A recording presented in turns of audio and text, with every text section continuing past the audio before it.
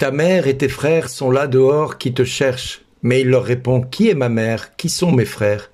Et parcourant du regard ceux qui étaient assis en cercle autour de lui, il dit, « Voici ma mère et mes frères. Celui qui fait la volonté de Dieu, celui-là est mon frère, ma sœur et ma mère. »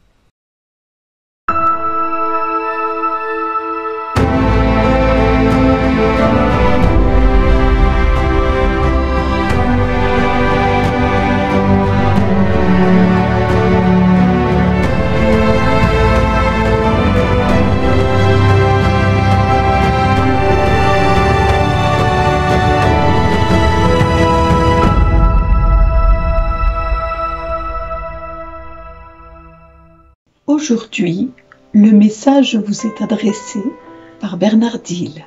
Bonjour les amis. L'évangile de ce jour nous invite à méditer sur les deux frères ennemis, on va dire les deux ennemis irréconciliables, pas les frères ennemis, mais les deux ennemis irréconciliables. Jésus et l'esprit mauvais, c'est-à-dire le diable. L'évangile affirme que les scribes qui étaient descendus de Jérusalem disaient « Il est possédé par Belzéboul ». Ce verset nous aide à comprendre les préoccupations de toute la famille de Jésus, c'est-à-dire les cousins et les cousines de Jésus, qui sont venus le chercher. En effet, comme nous pouvons le remarquer, Jésus n'est pas accusé d'avoir violé la loi ou d'avoir pas respecté les us et les coutumes des Juifs, ni le sabbat à ce moment-là. Non, il n'a pas plus blasphémé à aucun moment, mais il est accusé d'être possédé par le chef des démons, par le Satan. Et c'est peut-être la première fois que Jésus est accusé de quelque chose dans les évangiles. Est-il accusé d'avoir désobéi à la loi juive? Non, pas du tout. Non, ce qu'on lui reproche, c'est d'agir et d'expulser des démons par Satan. Alors, comme dira Jésus, personne ne peut entrer dans la maison d'un homme fort et piller ses biens s'il ne l'a d'abord ligoté. Ceci nous montre que Jésus rejette catégoriquement l'idée qu'il travaillerait pour Satan.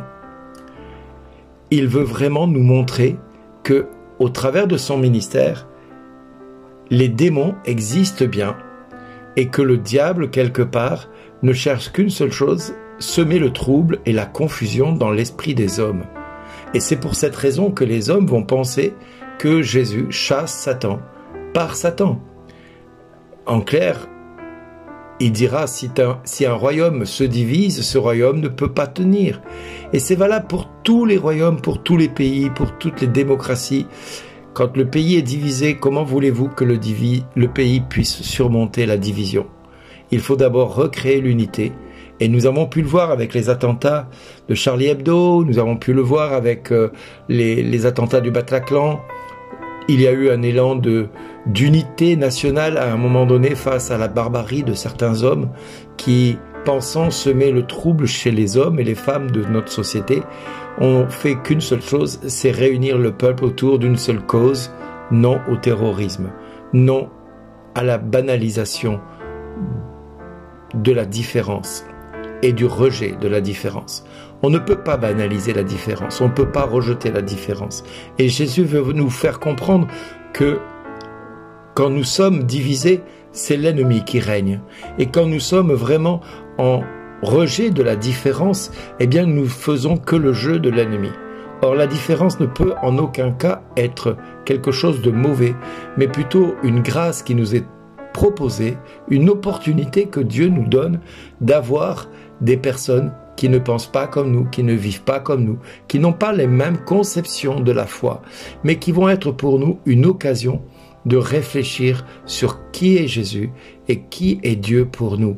Parce que leur manière de percevoir les choses et de comprendre les éléments du monde actuel vont peut-être nous poser des questions dans notre quotidien.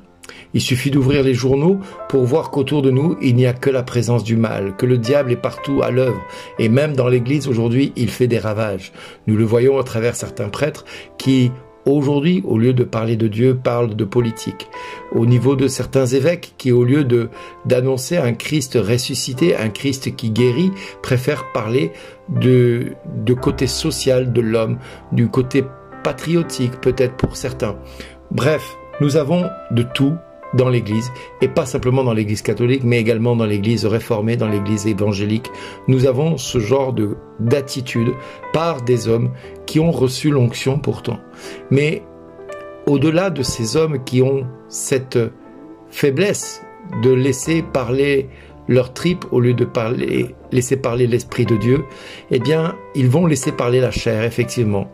Et il ne faut pas avoir de doute, c'est quand la chair, elle parle, que l'Esprit est fort.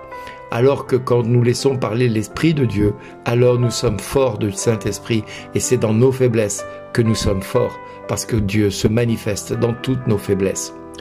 Alors il est clair que on ne peut ni devons nous appuyer sur des choses purement terrestres et humains. Nous devons nous appuyer et rechercher ce qui est de Dieu et ce qui est de l'espoir que nous allons mettre en Dieu. Celui qui met son espoir en Dieu ne sera jamais déçu par Dieu et il ne sera jamais trompé parce que Dieu ne peut se mentir ni même défaillir à sa parole. Sa mère Marie l'avait très bien compris. Marie avait tout à fait compris que, en regardant Jésus et en méditant tout ce que Jésus faisait, elle avait beaucoup de leçons à retenir. Et c'est pour cela que quand elle se trouvera à Cana, elle dira aux serviteurs « Faites tout ce qu'il vous dira », parce que elle-même, en ayant compris que l'ange Gabriel lui avait dit « Tu vas concevoir un fils et tu l'appelleras du nom de Jésus, et voici que ta cousine Élisabeth est enceinte, elle qu'on appelait la stérile. » Eh bien, aujourd'hui, Marie nous montre le chemin de la sainteté avec ce oui qu'elle a pu dire lorsque l'ange Gabriel est venu la voir, lorsqu'il lui a dit qu'elle allait être enceinte de Jésus, parce que l'Esprit Saint allait la couvrir de son ombre. Elle a accepté de se laisser transformer, de se laisser,